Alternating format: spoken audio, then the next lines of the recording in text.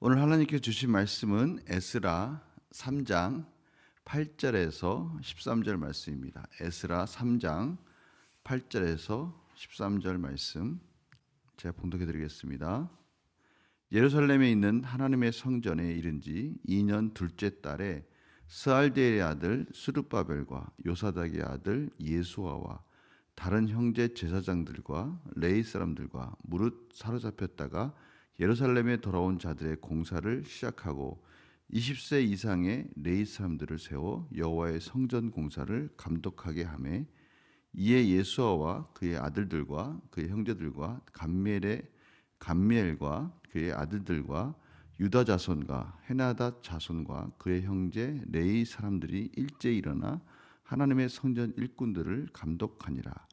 건축자가 여호와의 성전의 기초를 놓을 때에 제사장들은 예복을 입고 나팔을 들고 아삽 자손 레위 사람들은 재금을 들고 서서 이스라엘 왕 다윗의 규례대로 여호와를 찬송하되 찬양으로 화답하며 여호와께 감사하여 이르되, 주는 지극히 선하심으로 그의 인자하심이 이스라엘에게 영원하시도다 하니, 모든 백성이 여호와의 성전 기초가 놓임을 보고 여호와를 찬송하며 큰 소리로 즐거이 부르며, 제사장들과 레위 사람들과 나이 많은 족장들은 첫 성전을 보았으므로 이제 이 성전의 기초가 놓임을 보고 대성통곡하였으나, 여러 사람은 기쁨으로 크게 함성을 지르니 백성이 크게 외치는 소리가 멀리 들리므로 즐거이 부르는 소리와 통곡하는 소리를 백성들이 분간하지 못하였더라. 아멘.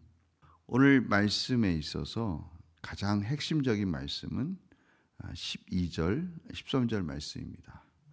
오늘 보니까 제사장들과 레위 사람들과 나이 많은 족장들은 첫 성전을 보았다. 이 첫 성전은 어떤 성전입니까? 이스라엘 백성들이 바벨론으로 포로로 끌려갔다가 하나님의 은혜로 다시 이스라엘로 돌아오고 나서 이제 성전을 재건하는 그 첫 삽을 딱 떠서 그 기초를 놓은 거예요. 기초를 보면은 이 성전이 규모가 얼마나 되겠구나라는 것을 알 수가 있겠죠. 근데 그 기초를 딱 놓은 걸 보고, 그 규모를 보고 두 부류가 나타난 겁니다. 한 부류는 그걸 보고 대성통곡을 하는 거예요. 왜 대성통곡을 할까요? 이전에 이 성전이 어떠한 규모였던지를 알던 나이 많으신 제사장들은 지금의 성전의 모습을 보니까 너무 초라한 거예요.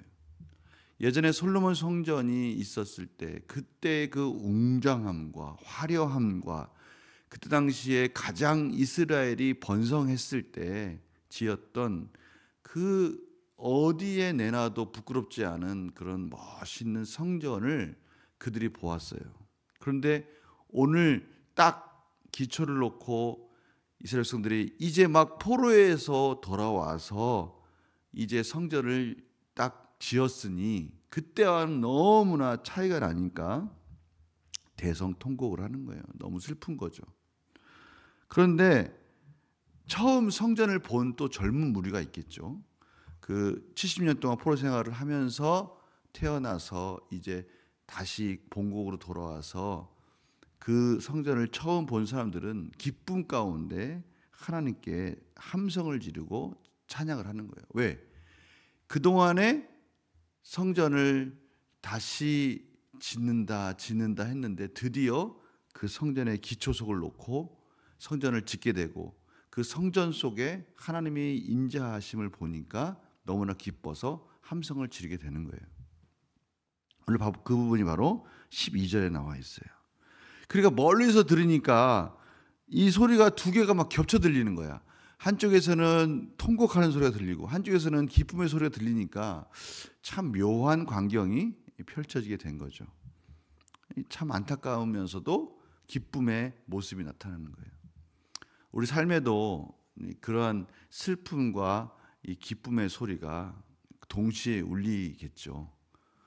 어떨 때는 너무나 그 하나님의 은혜가 감사해서 기쁨의 소리가 날 수도 있지만 또 어쩔 때는 슬픔의 순간이 있을 수 있어요. 그러나 오늘 보니까 기쁘든 슬프든 간에 오늘 놀라운 사실은 뭐냐면 공통적으로 그들이 하나님께 찬양하는 장면입니다.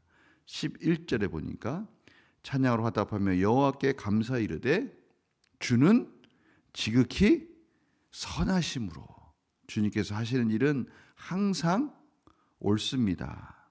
그의 인자하심이 이스라엘에게 영원하시도다.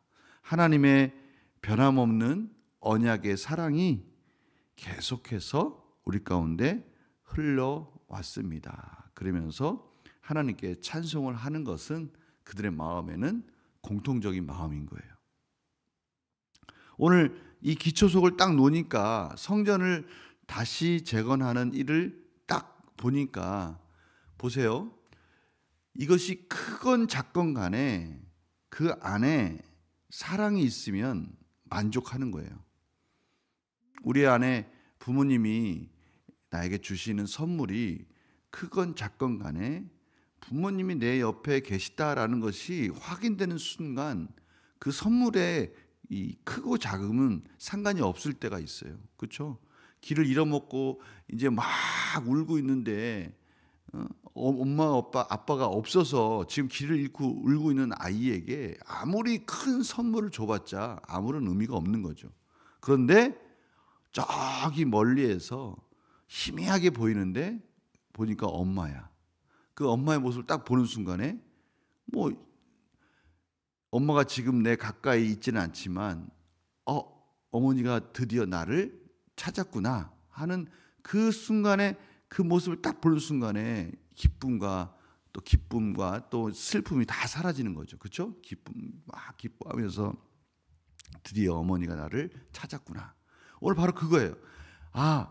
하나님께서 우리 백성을, 이스라엘 백성들을, 언약 백성을 잊지 않고 기억하셔서 성전의 기초석을 놓게 됐구나. 이제 앞으로 이 성전이 완성되어져서 이곳에 하나님이 우리와 다시 만남과 교제 속에서 우리를 인도해 주시겠구나라는 생각하니까 그 은혜를 찬양하는 장면이 나오는 거죠. 오늘 이 장면을 보면 참 감격적이면서도 하나님의 인자하심, 그 언약을 이루시는 하나님의 사랑이 정말 크시구나라는 것을 깨닫게 됩니다. 저희들 삶 속에서 그래서 이런 부분이 중요한 거예요. 어떤 부분이 중요합니까? 지금 당장 하나님의 은혜가 크게 임하고 기적이 임하고 뭐 그런 거 다 중요하죠. 그런데 중요한 게 뭡니까? 하나님이 나와 함께 계시다라는 것만 확인되기만 한다면 무슨 의미가 있겠어요? 다른 게 어떤 의미가 있겠어요? 그 하나 자체만 가지고도 저희들은 풍성한 은혜를 누릴 수가 있는 거죠. 오늘 새벽에 나와가지고 여기 딱 앉아서 하나님 말씀 듣고 메모하고 이거 하나만 가져도 내가 뭔가 삶에 변화가 있구나. 하나님이 나를 인도하고 계시는구나. 이런 것들을 확인하는 순간 다른 어떠한 것도 괜찮은 거예요. 어떠한 것도 이길 수 있는 거죠. 그것을 꼭 명심하시면서 오늘 하루도 하나님께서 나와 함께 하시는구나. 오늘 하나님이 말씀을 듣게 하셨구나. 이 말씀을 듣게 하심으로 나와 함께 하신다고 말씀해 주시는구나. 내 삶 속에서 어떠한 큰 기적이 아닐지라도 그거 하나만 가지고도 하나님이 나와 함께 하신다는 것 하나만 가지고도 나는 만족할 수 있구나. 또 하나님이 나와 함께 하시기 때문에 앞으로 이루실 큰 일들, 또 앞으로 내 삶 속에서 무엇을 또 이루어 가실까라는 것에 대한 기대, 이 소망들이 우리의 삶을 이끌어가는 것이죠. 오늘 하루도 이 말씀 붙들고 승리하시는 복된 하루가 되시기를 간절히 축원합니다. 기도하겠습니다. 하나님 감사합니다. 오늘 말씀을 통해서 이스라엘 백성들이 성전의 기초석을 놓는 걸 보고 기뻐하기도 하고 슬퍼하기도 하는 모습을 봅니다. 그러나 하나님께서 그들과 함께 하신다는 것, 그거 하나만 가지고도 여호와의 인자하심을, 여호와의 선하심을 찬양하는 모습 속에서 이 모습이 저희들의 오늘 하루의 모습이 되길 원합니다. 저희들 하루의 순간순간 하나님이 나와 함께 하시는구나. 오늘도 말씀을 주셨구나. 이 말씀 속에서 주실 하나님의 놀라운 은혜를 바라보며 기뻐하며 승리하는 하루가 되게 하여 주시옵소서. 감사드리며 예수님의 이름으로 기도드립니다. 아멘.